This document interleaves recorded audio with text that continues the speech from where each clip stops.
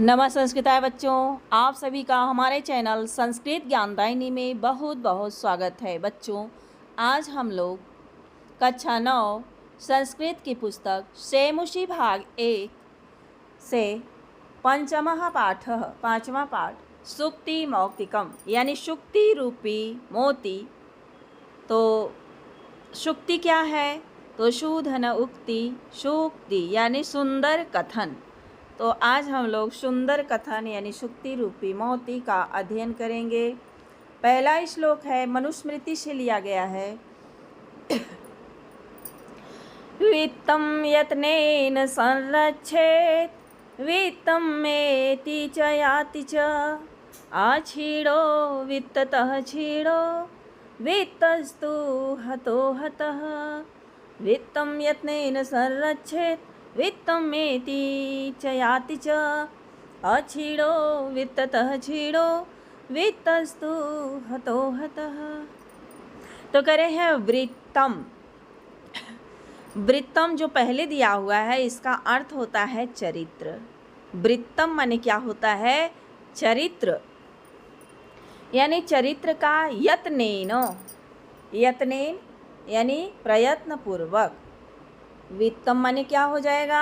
चरित्र, यत्नेन प्रयत्न पूर्वक, संरक्षेत रक्षा करनी चाहिए, माने हमें अपने चरित्र की प्रयत्न पूर्वक रक्षा करनी चाहिए। करे हैं वित्तम, वित्तम एति च याति च। वित्तम माने होता है धन, वित्तम माने धन, एति च माने आता, च माने और, याति च और चला जाता है। धन तो आता और चला जाता है। अछीड़ो वित्ततः छीड़ो, वित्ततः तो वित्ततः यानी कि जब धन यदि छीड़ह माने गया या छीड़ हो गया, वित्ततः छीड़ो धन यदि छीड़ हो गया तो अछीड़ह कुछ नहीं गया। यदि आपका धन समाप्त हो गया, खत्म हो गया तो करें अछीड़ह कुछ नहीं गया। अवित्तस्तु हतो हतः। वृत्तस्तु, वृत्त यानी यदि आपका चरित्र चला गया तो हतो हतः माने सब कुछ नष्ट हो गया, यानी आप मृतक के सदृश हो गए। हतो हतः सब कुछ समाप्त हो गया। तो मनुस्मृति में बताया गया है कि वृत्तम यत्नेन संरक्षेत यानी चरित्र का प्रयत्न पूर्वक रक्षा करनी चाहिए। और वित्तम एति च याति च, धन तो आता और चला जाता है। अछीड़ो वित्ततः छीड़ो, कह रहे हैं वित्ततः छीड़ह, यदि धन गया तो अछीड़ह कुछ नहीं गया। लेकिन वृत्तस्तु हतो हतः, चरित्र यदि गया तो सब कुछ नष्ट हो गया। तो इसीलिए हमें अपने चरित्र का प्रयत्न पूर्वक रक्षा करनी चाहिए, अपने सम्मान बचा करके रखना चाहिए। अगला है विदुर नीति से लिया गया है। श्रूयताम धर्म सर्वस्वं श्रुत्वा च अवधार्यताम आत्मनः प्रतिकूलानि परेशां न समाचरेत्।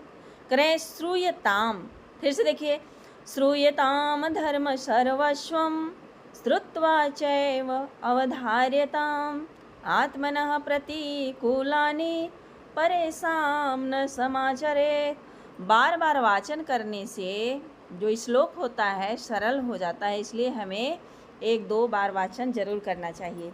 तो चलिए देखते हैं श्लोक का अर्थ।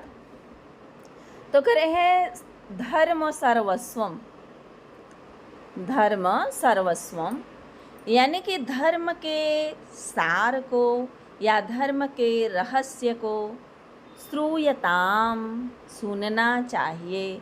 हमें धर्म के रहस्य को सुनना चाहिए, हर धर्म के बारे में जानना चाहिए। कह रहे हैं श्रुत्वा, श्रुधन अक्त्वा प्रत्यय लग गया है, इसलिए क्या हो गया? श्रुत्वा।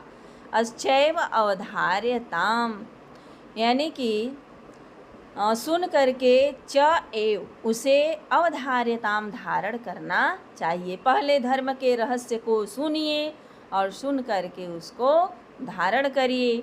नीचे दिया है शुक्ति कि आत्मनः प्रतिकूलानि, आत्मनः जो अपने आप को प्रतिकूल लगे, अच्छा न लगे, विपरीत लगे, तो कह रहे हैं परे सामना समाचरेत, वैसा आचरण हमें दूसरों के साथ नहीं करना चाहिए। आत्मनः प्रतिकूलानि, जो अपने को खुद ना अच्छा लगे, अपने आप को प्रतिकूल हो, ठीक न लगे, तो करें परे सामना समाचरित, वैसा आचरण हमें दूसरे के साथ नहीं करना चाहिए। तो श्रूयताम धर्म सर्वस्वम, धर्म के रहस्य को सुनना चाहिए।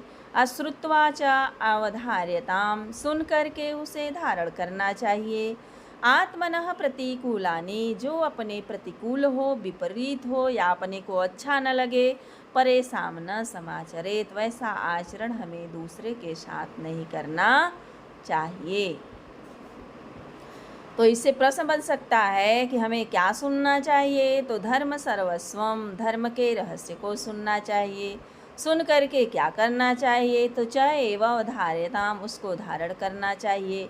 कैसा आचरण हमें परे सामना समाचरे, दूसरों के साथ नहीं करना चाहिए, तो आत्मनः प्रतिकूलानि, जो अपने अनुकूल न हो वैसा आचरण दूसरों के साथ नहीं करना चाहिए। आगे देखिए, अगला है हमारा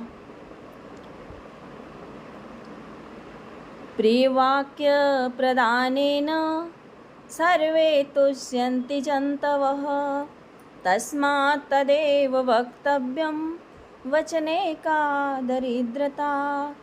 प्रियवाक्य प्रदानेन सर्वे तुष्यन्ति जन्तवः, तस्मात् तदेव वक्तव्यं वचने का दरिद्रता। ये चाणक्य नीति से लिया गया है श्लोक, और इसमें बताया गया है कि प्रिय वाक्य प्रदानेन, प्रिय वाक्य प्रदानेन यानी प्रिय वचन बोलने से, प्रिय वाक्य बोलने से।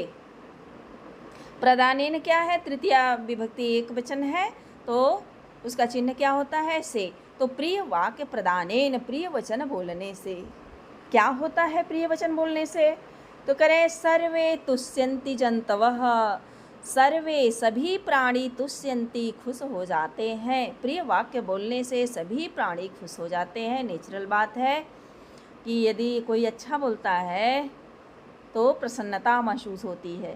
तो कह रहे तस्मात् तदेव वक्तव्यम, तस्मात् इसलिए, तदेव, तदेव ऐसी वाणी, वक्तव्यम बोलने में, वचने का दरिद्रता, कह रहे हैं कि बोलने में हमें ऐसी वचन बोलने में, वक्तव्यम बोलने में, वचने वचन बोलने में, का दरिद्रता कैसी कंजूसी, यानी कंजूसी नहीं करना चाहिए। तस्मात् इसलिए, तदेव इस प्रकार की वाणी, वक्तव्यम बोलने, वचने वचने यानी कि वचन में, वचन वक्तव्यम माने बोलने में, वचने वक्तव्यम वचन बोलने में, का दरिद्रता कैसी कंजूसी, कंजूसी नहीं करना चाहिए।